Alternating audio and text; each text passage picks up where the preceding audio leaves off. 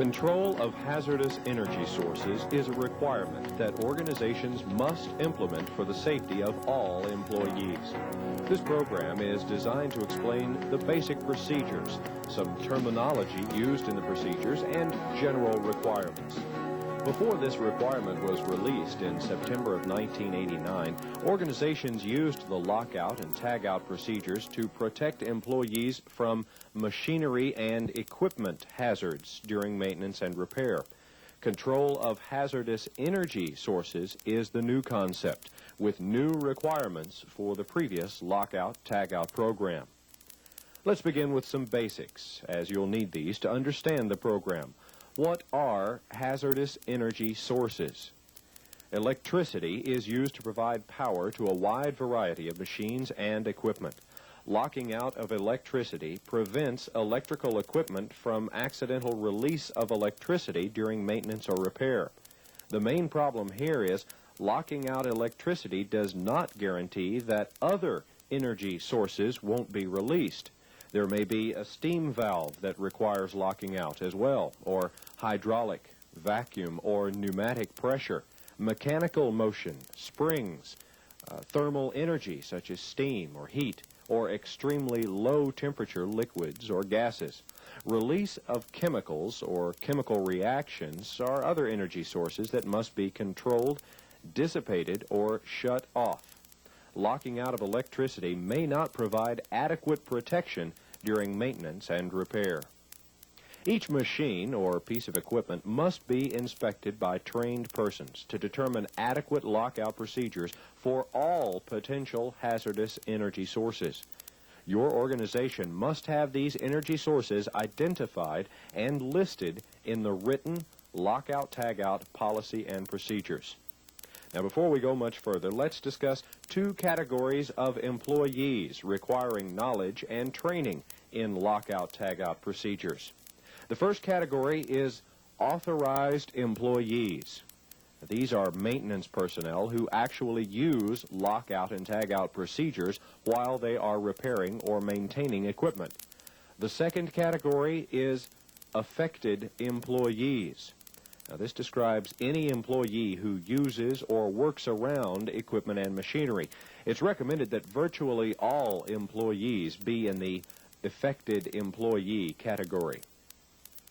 There is one exception to the lockout rule, and that's equipment connected only by an electrical cord and plug. You do not have to lock out cord and plug connected equipment if there are no other hazardous energy sources. The major requirement of cord and plug connected equipment is that when cleaning, maintenance, or repair of such equipment is being done, the person performing the work must have control of the plug, thus preventing the equipment from becoming re-energized during the servicing operation. How about those routine service operations that maintenance people perform while machinery and equipment are running?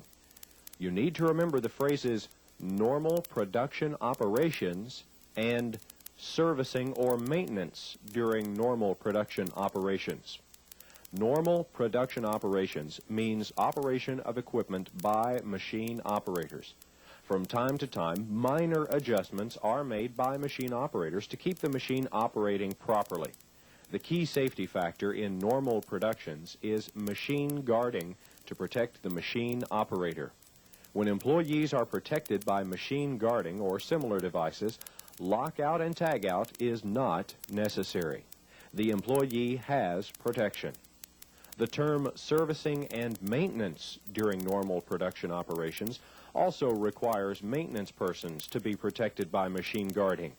If guards or other protection must be removed during this process, the servicing employee could expose hands, fingers, or other body parts to moving machine parts. Lockout-tagout procedures are then necessary. Clearing jams is another area of concern. A good rule of thumb is if an employee will be exposed to possible injury due to unexpected activation, release of energy, or removal of machine guarding, creating potential hazards, then lockout-tagout procedures must be used. You need to develop specific procedures for each machine and all authorized and affected employees must be trained in these procedures. The next part of lockout tagout procedures is an inspection process. An inspection or audit to ensure employees are trained and knowledgeable on company policies and procedures, and that these procedures are being properly used when required. Documentation of audits and inspections is required. The person conducting the audit should not be a person who is actually responsible for lockout and tagout procedures. In other words, maintenance people who perform lockout tagout procedures cannot conduct the audit. Now, what about organizations that use only tagout without the use of lockouts? Some concerns about tagout-only programs are that they include more durable, weatherproofed tags. These tags must remain securely affixed to the equipment during servicing. Securely affixed appears to rule out flimsy or easily removed items such as string or other attaching devices. The greatest limitation to tag-out-only programs is that it doesn't secure the energy isolating device and prevent the equipment from being re-energized. Tag-out is highly dependent on human factors and requires constant vigilance to ensure proper procedures are used. Employee training must be provided to ensure everyone is educated in tag-out procedures. Employees must know what tag-out means and that they are not to remove tags without authorization. Retraining on at least an annual basis is mandatory. The one major factor organizations must consider is how you can prove your tagout program is as effective as a lockout tagout program. As we mentioned earlier, there are many machines and pieces of equipment used in all industries. Some machines may not be lockable. Equipment purchased after September 1st, 1989 must be provided with the capability of being locked out if such design is feasible. Older equipment already in service, which may be undergoing extensive repair, renovation, or modifications, must also be provided with the capability of being locked out if the design is feasible. Lockout and tagout hardware is provided by the employer. Lockout tagout hardware may only be used for lockout tagout and cannot be used for any other purpose.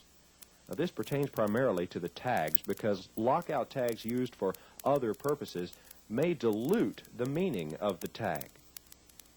Each individual must accept the responsibility of being aware of the rules and following your organization's policies and procedures exactly. The purpose of lockout and tagout is accident prevention, safeguarding machine operators and the maintenance employees servicing the equipment. Safety has always been a team effort, and lockout tagout is no different.